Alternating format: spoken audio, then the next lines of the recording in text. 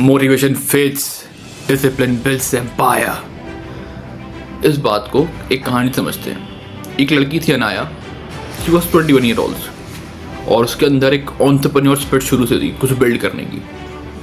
उसको एक आइडिया आया, एक मेंटल हेल्थ ट्रैकर ऐप बनाते हैं and the name should be root.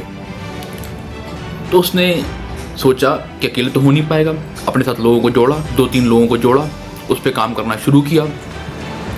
पर जो उसका आइडिया था वो उसको लग रहा था आसान है, पर जब उसने कोडिंग करना, चीज़ें बिल्ड करने लगी तो उसे समझ में आया कि नहीं, this is a difficult task.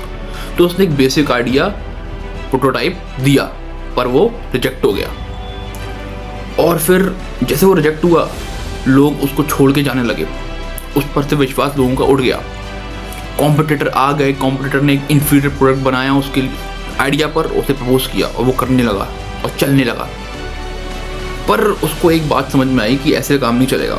तो उसने कहीं से 2 आवर रूल के बारे में पढ़ा कि दिन के सुबह 2 घंटे, सबसे पहले 2 घंटे में वो काम करो सबसे इम्पॉर्टेंट हो और सबसे टफ हो। उससे क्या होता था कि जब उसके दिन का मोटिवेशन बना होता था तो वो उस 2 घंटे को 8 घंटे में ले जाती थी। और उसने 1 महीने तक ये किया और ये 1 महीना 6 महीने में बदला, 6 महीने 2 साल में बदले।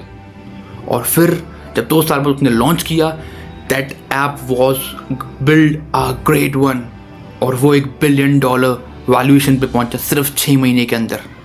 उसका एम्पायर केवल आइडिया पे नहीं बना, वो बना एक non negotiable effort, commitment to its work every day. ये है डिसिप्लिन। डिसिप्लिन से चीज़ें आती हैं, मोटिवेशन से नहीं। Know that.